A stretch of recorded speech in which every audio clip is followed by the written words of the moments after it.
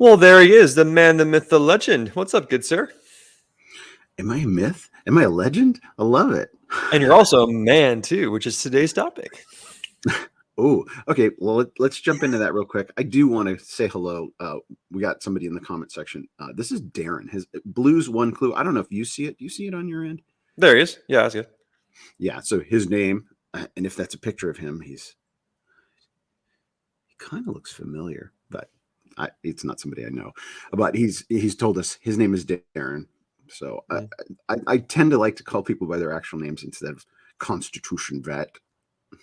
or Blues One Clue. So it's Ben. Hi, Ben. Good to see you. Morning. And good to see you, Darren, in the comment section.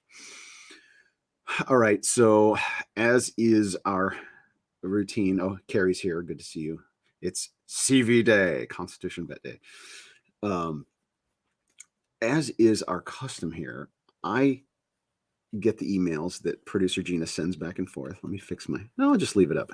Should I just leave this up? Just leave it up. It's fine. Leave it up. Yeah. All right. Pull it up through the hat, make it worse.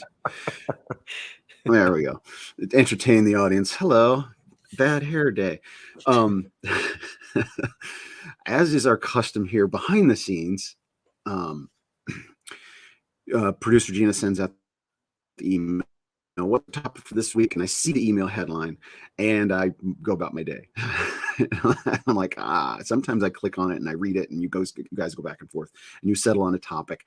And today I think I glanced, but I don't remember. What's our topic today? And let's get to it. I'm turning it over to you, Ben. The topic today is why real masculinity should be treasured and protected and not destroyed. Embrace masculinity. Don't destroy it. What? You're supporting the patriarchy? What? I know, totally. Yeah, I know it's very controversial. You evil white heterosexual Christian male. Also don't forget, I'm also blue-eyed, blonde hair, blue-eyed, white. I'm just you got me. worse. Man, you are in a much smaller circle of superiority.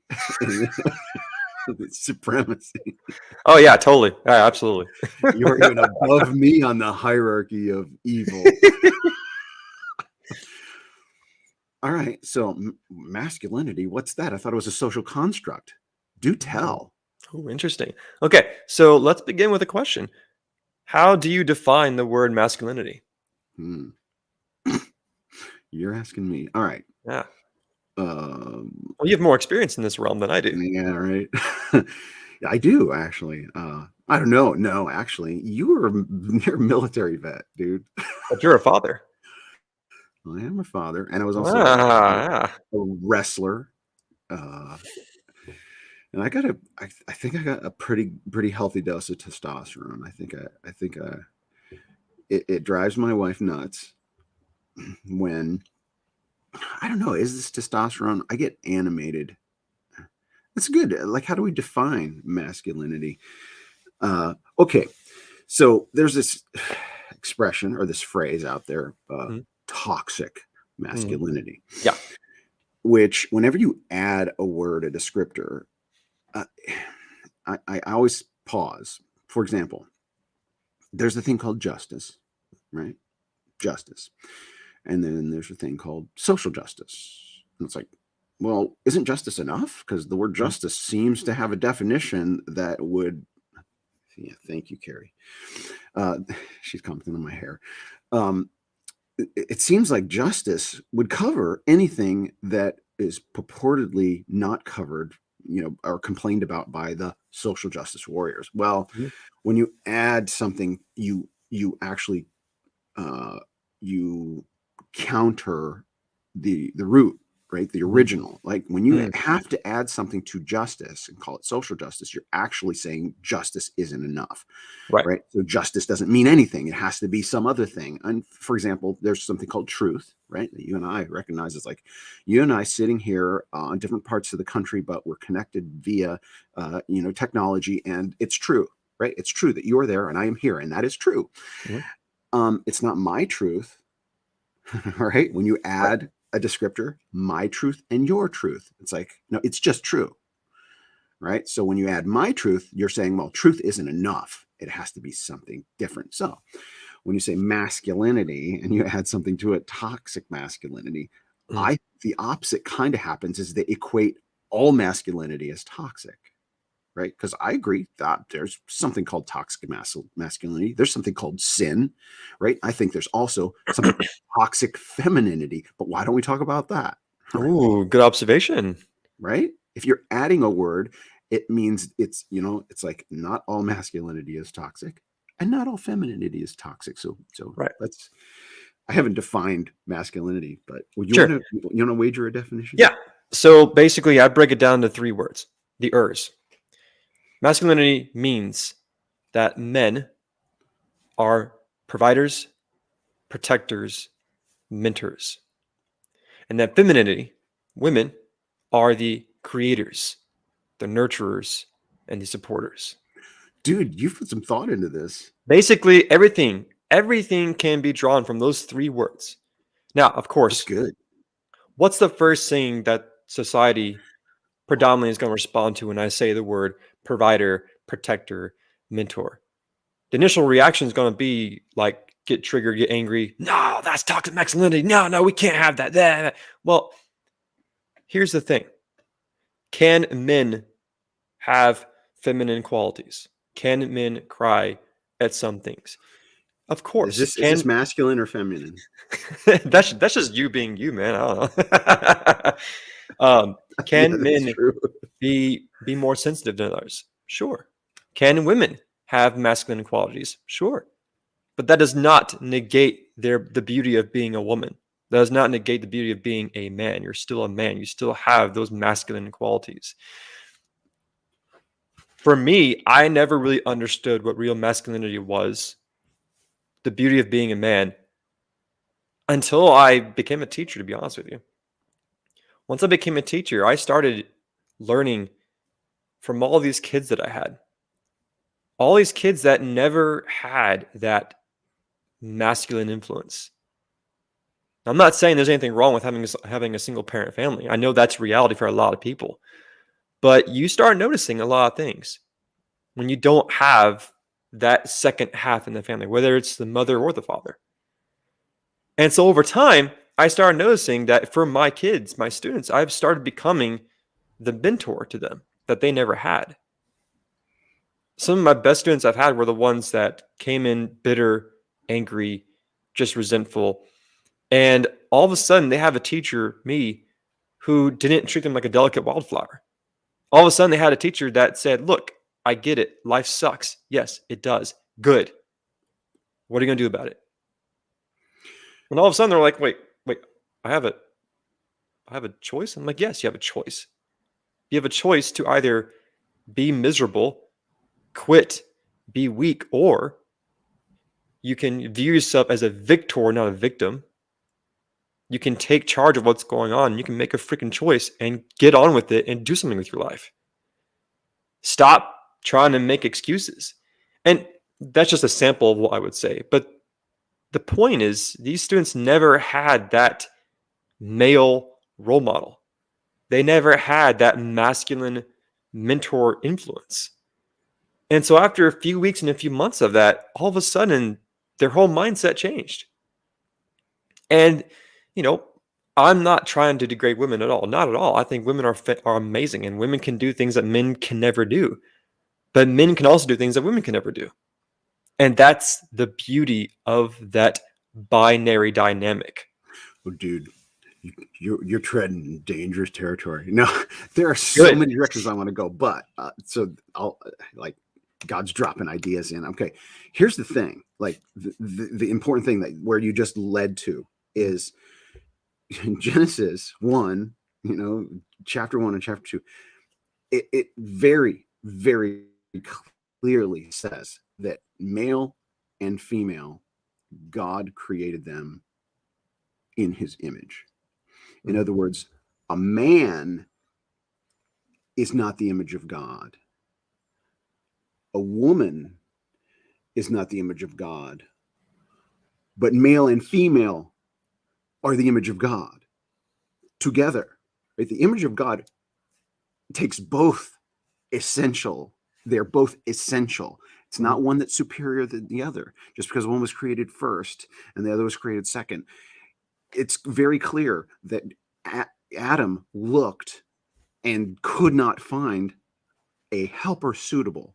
And God knew that, right? It was for Adam to look and realize that he's not complete yet, that man, the image of God wasn't even complete yet until the two became one, right? And that is the image of God. And anyway, so now I want to go and say, I love what you're doing as a teacher, and because you're grasping these things and passing it on to a generation. So what's going to happen is probably, I imagine already many times over. How long have you been a teacher? Since 2018, I've taught high schoolers and middle schoolers. So I'm willing to wager you have some number of young people that are going about their lives right now with you as their favorite teacher ever, right? That you are their favorite teacher ever because of what you just said about mentors, right? Mentoring. In reflecting on my own experience, I came from extreme dysfunction. My parents split when I was 2. My mom met my stepdad when I was like 4. And so I had these 2 dads that were opposite extremes. Really? I had the Interesting. dad. Well, I don't, I'm going to say this honestly. Let me say, I love my biological dad. Yeah. If there's any hatred in me for another human, it's as close to hatred for my stepmother as possible. I mean, the poor guy is a lost soul. And so, but here's the thing. My dad, was just not he was not a dad, right? He never disciplined me, never, he was not a responsible fellow. I lived with him for my formative, going through puberty from like 12 to 15. And, but he did influence me immensely in positive ways. Like he was an intellectual and he loved rock and roll, and right. So like there were positives that I gleaned from that. But he was the permissive, the non-disciplinarian, not a mentor whatsoever, just the friend, the buddy. And not even that, like I never got an I love you or a hug, but it's not that he was cold. He was just self-absorbed or whatever. And then my stepfather, the opposite extreme, not an intellectual whatsoever, rather clinical rageaholic. He was diagnosed a rageaholic. I'd never even heard the term, but he would snap at the drop of a hat. You had to be on eggshells around him. I can't think of a friend he ever had, right? In all the years that 25 years I knew the guy, I couldn't pinpoint him ever having a friend. And so he was the disciplinarian. So it was the opposite extreme. So I had these 2 extremes. Interesting. And by the grace of God, at the age of 18, I learned what a father was. And that was the most healing thing for me at becoming a Christian, is realizing there is this authoritative, powerful, fearful being that loves me and protects me and is disciplining me. And as difficult as discipline is, I realize, he's shaping me, and he like iron sharpening iron, rubbing all those rough edges. Like you cannot become who you're supposed to be by just sitting around doing whatever you want. You must be subject to discipline. And so a mentor is critical. And so at becoming a Christian, obviously, I have the Heavenly Father as my mentor, but then there were men in my life that I clung to, whether they were in proximity or teachers that I would find and just consume. And so that mentorship is a masculine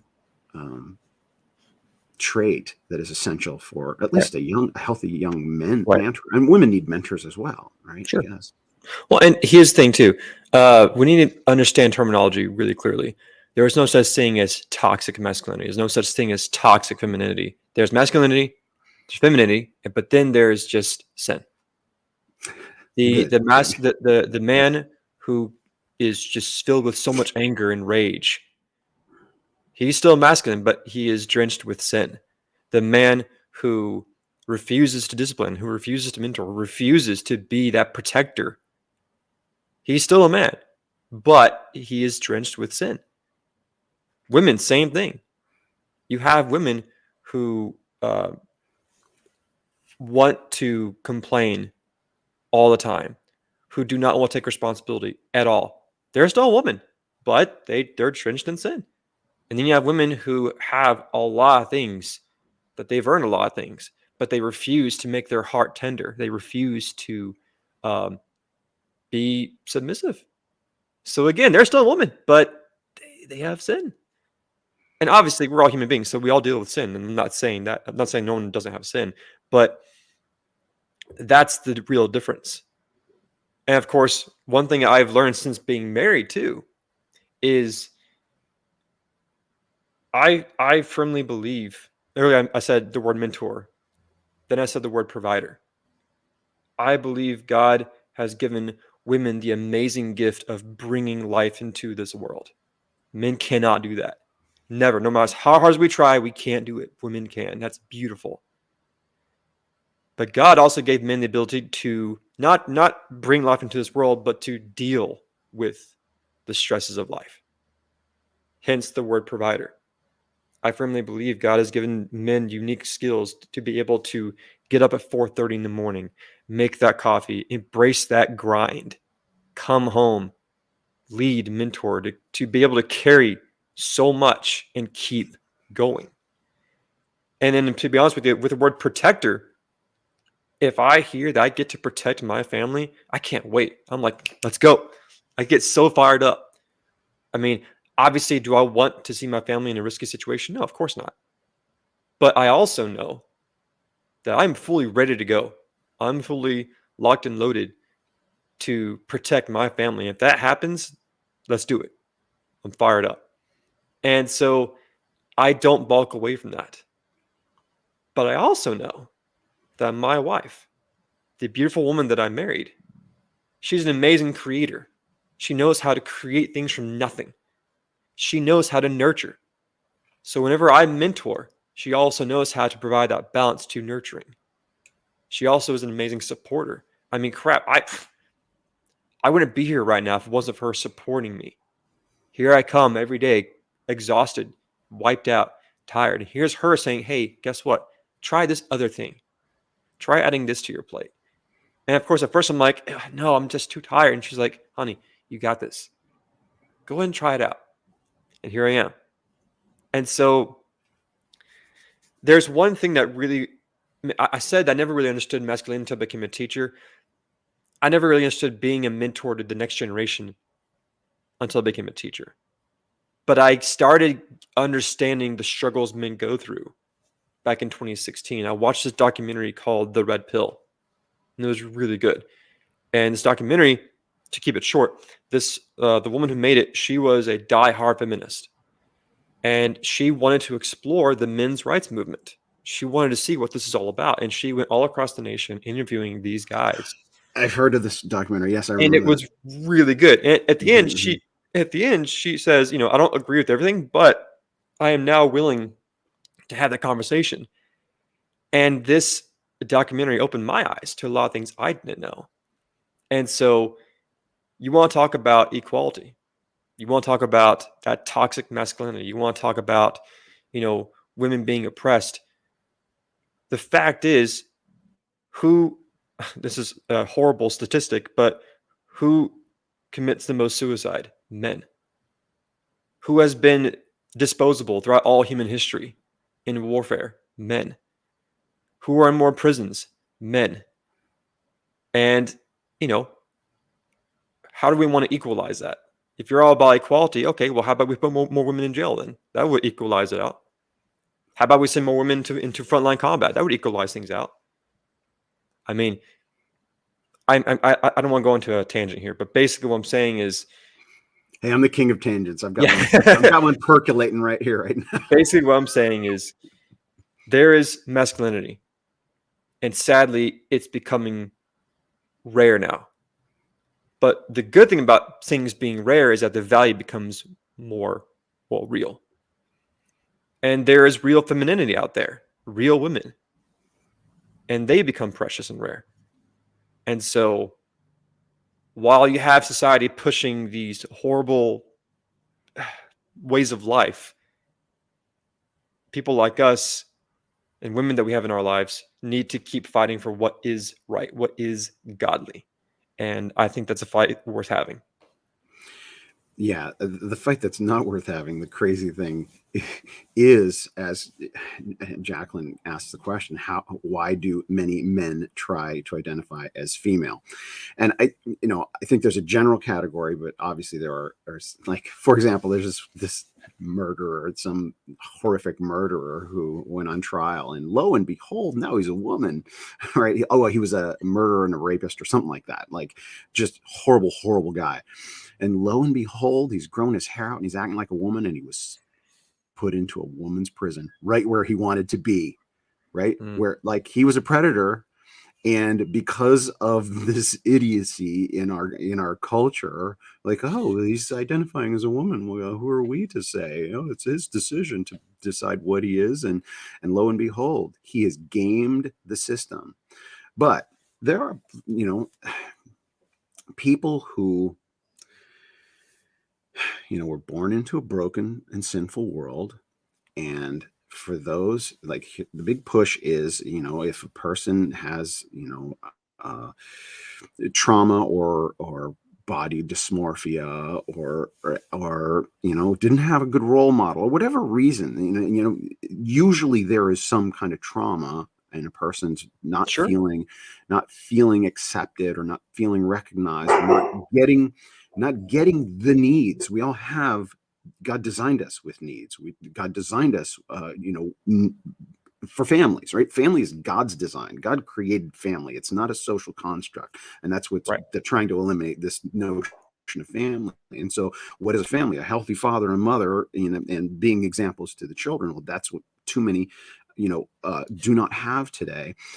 And so if a person has a sexual perversion, it's being coddled and encouraged today rather than admonished. And, for example, you wouldn't tell a guy who was a serial philanderer, right? A guy who just likes to sleep around. That's not something noteworthy and encouraging. You wouldn't want your children, you wouldn't raise your son, oh, I sure hope you sleep with as many women as possible, right? It's not something you're naturally going to say. But why is it all of a sudden somebody who has a sexual perversion toward the same sex, then that's okay, and that should be encouraged, and should take pride in that, right? These sins that we have, you don't encourage them, but you also don't judge people, right? And the crazy thing is, man, I know this is we could get in trouble on YouTube for all of this. Some of the stuff we're saying, so I gotta be careful. But then the other argument used is, well, there are women that can do the things that men do, and for the most part, there are exceptions. Yes, they're very, very masculine women. They're very capable, very but they're considered unusual or anomalous, right? It's not the norm. And what's the expression? It's the exception that proves the rule, right? When you see those exceptions, they stand out because it's not the norm. It doesn't make that person wrong. It doesn't make that person evil, but it emphasizes, oh, women are normally like this, and we all agree, and that's a good thing. They're normally like this. But then when one stands out, it emphasizes the rule. It doesn't. But our problem in our legislative, litigious culture, they take the exceptions and make those the rule rather than the actual rule. That's like what Roe versus Wade. It was one lawsuit that goes and makes it law for the entire land when it was an exception, and that was actually fabricated lie anyway. Right. Well, like for me, for example, like I am a man. I'll say it. I have masculine qualities. But guess what? Every time I watch Neverending Story, I cry my eyes out every single time Atreyu loses Artax. Every single freaking time. But you know what? I'm still a mentor. I'm still a provider. I'm still a protector. So men can have feminine aspects, but you're still a man, and that's okay. women can have masculine aspects, but you're still a woman, and that's okay. There's nothing wrong with that. That's the beauty in it. But I am not going to change what God designed me as because I don't like the way I feel. Listen, do I want to go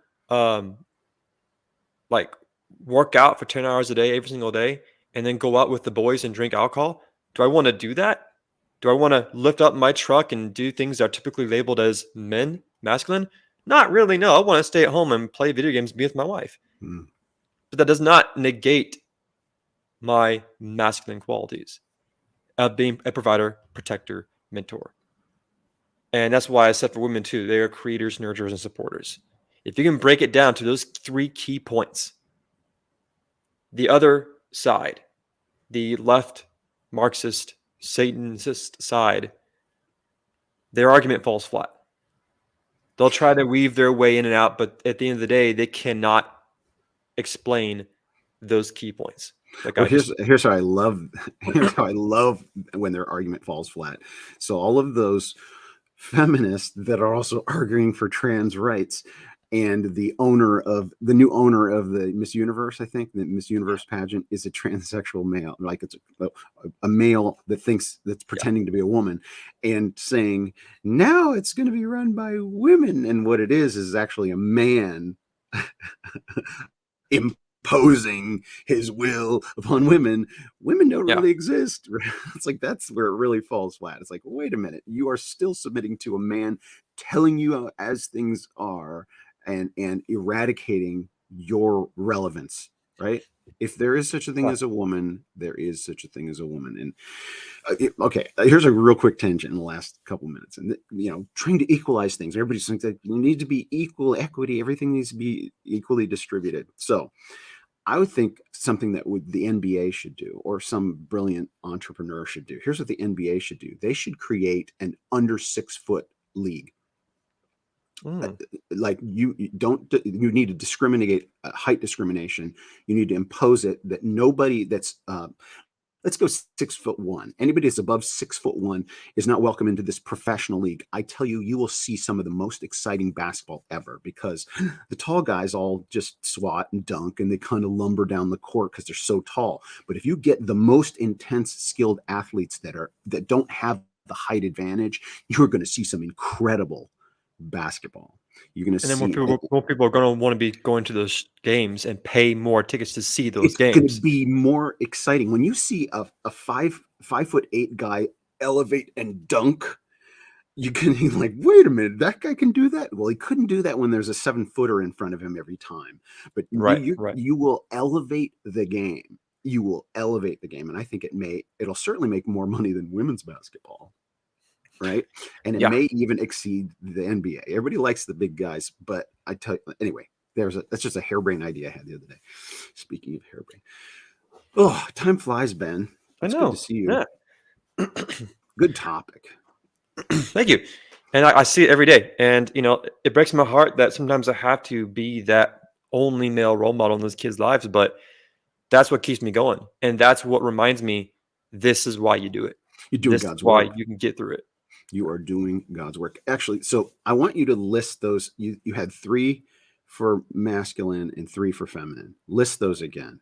Let's go. For masculine, men are meant to be providers, protectors, mentors. And women, feminine, are meant to be the creators, the nurturers, and supporters. Dude, that needs to be emblazoned on like the doorway of the school. It's good stuff, man. So did you come up with that? Yeah, about like 10 minutes ago. Well, before this, yeah. That's really, really so good. I was drinking my coffee, trying to figure out how can I break this down to talk about in 30 minutes. And I was like, oh, here we go. You like cross stitch it or crochet it and put it on frame it, sell it for Christmas. It's really, really good. I'm serious. I want to remember that. All right. Good to see everybody. It's Friday, so we'll see you all next week. I'll see you next week, man. Sounds good. Never surrender, never submit. Take